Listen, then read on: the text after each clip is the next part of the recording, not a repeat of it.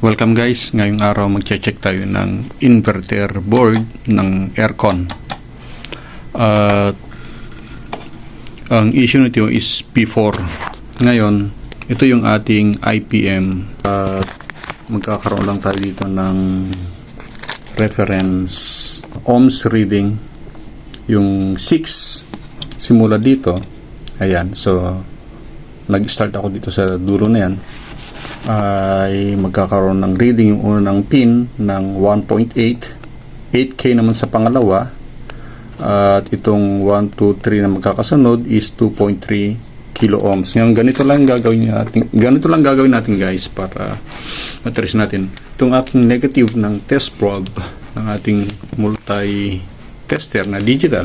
Is ilalagay natin dito sa number 6, which is 1, 2, 3, 4, 5, 6. So ito siya. Yung una is dapat na makaread tayo ng 2.3. Next is 2.3 din.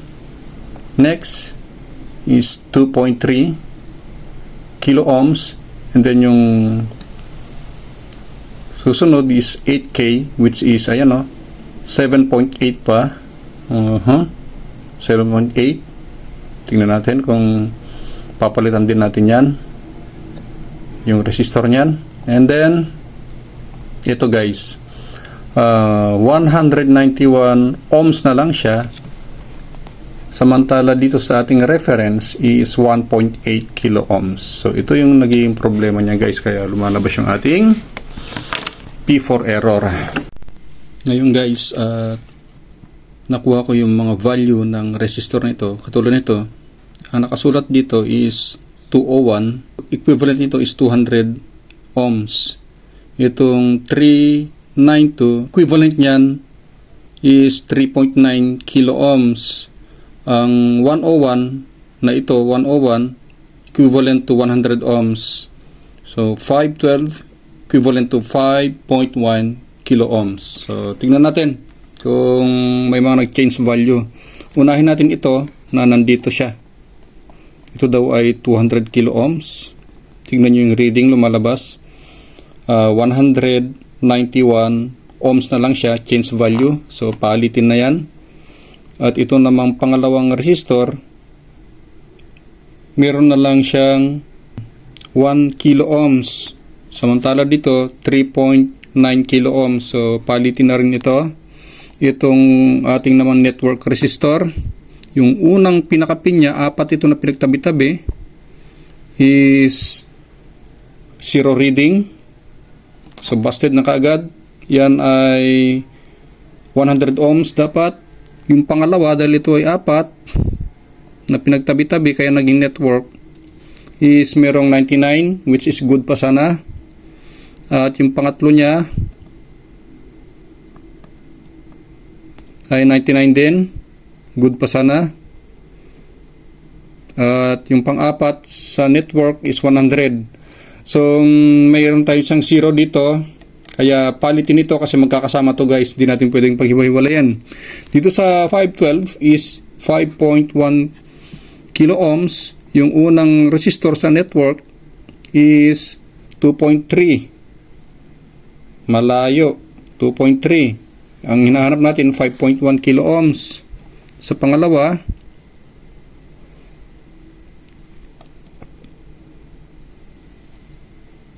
.3 din. Sa pangatlo, 0.0. Sa pang-apat, 0.0 din. So palitin to guys. So ito pa isa. Ito naman daw is 101, equivalent to 100 ohms. Yung una sa network is okay, good.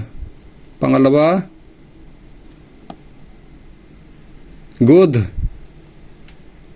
Pangatlo, good pa rin, pero ang layo na niya.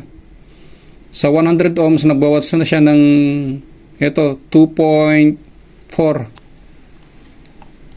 Then itong pang-apat, 99 good pa ito. So palitin din to guys. Palitin din ha.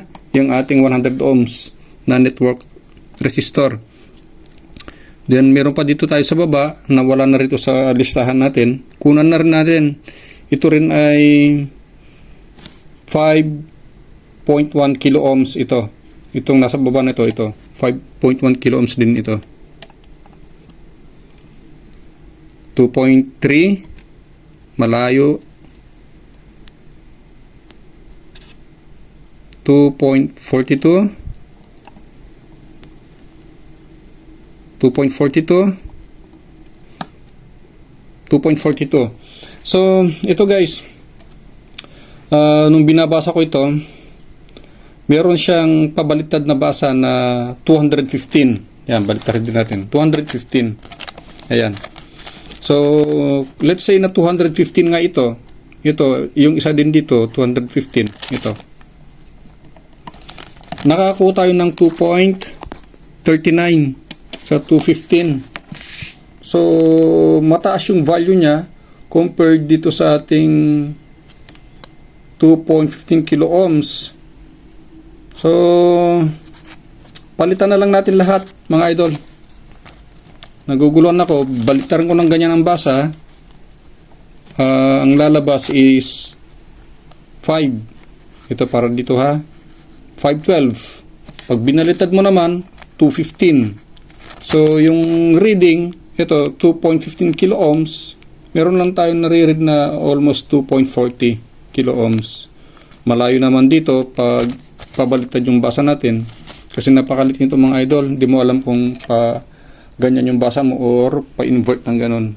Alright, so palitan na lang natin lahat na resistor. So from here, 1, 2, 3, 4, 5, 6. Palitan natin yan para ma-fix natin yung P4 error.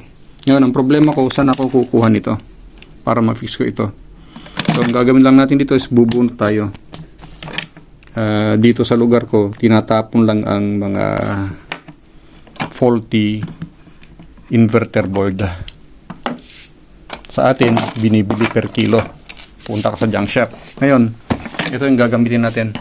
Alright, pero wala pa akong non-contact na flux para maibalik natin na hindi magkaka-short yung mga dikit-dikit na terminal ng mga ito. Thanks for watching everyone.